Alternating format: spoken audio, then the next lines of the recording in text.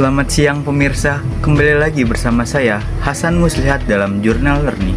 Memasuki pertemuan keempat mata kuliah teknik reportase dan investigasi berita, kegiatan kelas dibuka dengan penampilan simulasi reportase dari kelompok 2.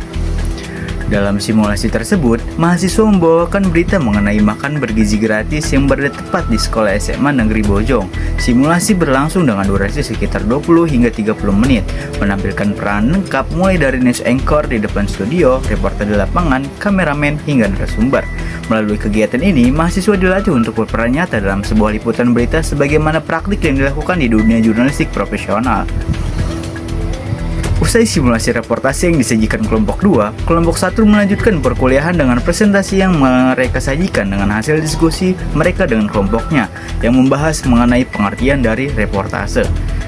Dalam penjelasannya, pemateri menjelaskan bahwa wawancara tidak sama dengan reportase. Reportase memiliki cakupan yang jauh lebih luas karena menyangkut proses peliputan, pengumpulan fakta, hingga penyusunan berita untuk disiarkan. Sementara wawancara hanyalah salah satu teknik yang digunakan dalam reportase. Wawancara sendiri dipahami sebagai proses pencarian data berupa pendapat, pandangan, atau pengamatan seseorang yang kemudian menjadi bahan penting dalam penulisan karya jurnalistik. Dari wawancara, seorang reporter dapat menggali informasi mendalam yang tidak bisa diperoleh hanya dari observasi di lapangan. Dalam penjelasan materi, seorang reporter yang baik harus mempersiapkan diri sebelum melakukan wawancara. Persiapan itu mencakup menentukan narasumber yang tepat, mempelajari topik yang akan diangkat, menyusun daftar pertanyaan, serta menjaga objektivitas dalam proses tanya jawab. Dalam merumuskan berita, reporter wajib menyajikan permasalahan dengan format 5W 1H. Apa yang terjadi, siapa yang terlibat, kapan peristiwa berlangsung, di mana lokasinya, mengapa peristiwa itu bisa terjadi, dan bagaimana jalannya peristiwa. Dengan format ini, berita dapat disampaikan dengan jelas, ringkas, dan mudah dipahami oleh audiens. Selain membahas pengertian reportase, kelompok 1 juga memaparkan berbagai teknik reportase agar hasilnya maksimal. Di antaranya adalah mengumpulkan data selengkap mungkin tentang narasumber, menyiapkan pertanyaan cadangan, menggunakan bahasa yang baik, menyimak jawaban dengan cermat, serta menciptakan suasana santai sebelum wawancara resmi dimulai. Pertanyaan kejutan juga dapat digunakan bila dibutuhkan jawaban yang spontan, namun harus tetap dalam koridor etika jurnalistik.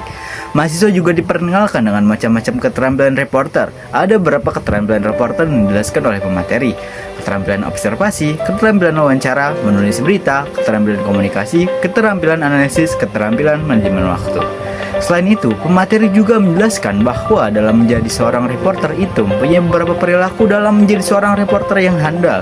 Di antaranya adalah profesionalisme, sikap etis terhadap narasumber, netral dan tidak memihak, disiplin dan tanggung jawab, kepekaan sosial dan empati, rasa ingin tahu yang tinggi, konsistensi terhadap etika jurnalistik. Lebih jauh, pemateri selanjutnya menjelaskan bahwa dalam menjadi seorang jurnalis itu mempunyai beberapa tantangan. Tantangan yang pertama yaitu kekerasan. Banyak sekali kasus seorang jurnalis yang sering diperlakukan dengan kekerasan oleh oknum-oknum yang tidak jelas. Padahal dalam undang-undang pers atau jurnalistik sudah dijelaskan bahwa jurnalistik dilindungi oleh negara. Lebih lanjut, tantangan yang kedua yaitu kesejahteraan. Seperti yang kita tahu bahwa seorang jurnalis itu rentan sekali kesejahteraannya karena banyak dorongan-dorongan dari berbagai pihak yang meminta untuk tidak menyebarluaskan berita tersebut untuk kepentingan pribadi atau bahkan kepentingan negara. Maka kesejahteraan menjadi tantangan bagi seorang jurnalistik. Masih berbicara mengenai tantangan, pada tantangan yang ketiga ini, reporter harus menguasai yang namanya teknologi. Karena dalam jurnalistik zaman sekarang teknologi sangat sekali dalam seorang jurnalistik. Tentu ini menjadi sebuah tantangan terhadap seorang reporter.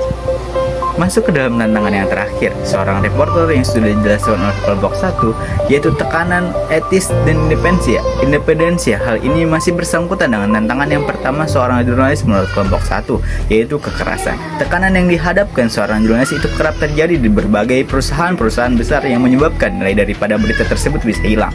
Maka pandangan yang terakhir ini, jurnalis harus bisa menguatkan prinsipnya dalam menyebarkan berita.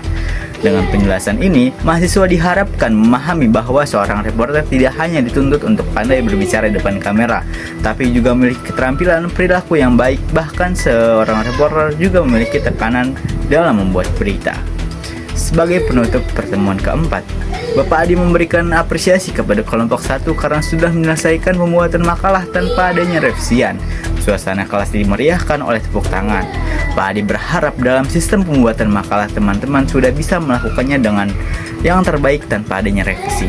Melalui sistem ini, Setiap mahasiswa berkesempatan untuk memperdalam pemahaman sekaligus melatih keterampilan praktis dalam dunia reportase dan investigasi berita. Demikian rangkaian perkuliahan yang dapat kami hadirkan dalam jurnal learning kali ini.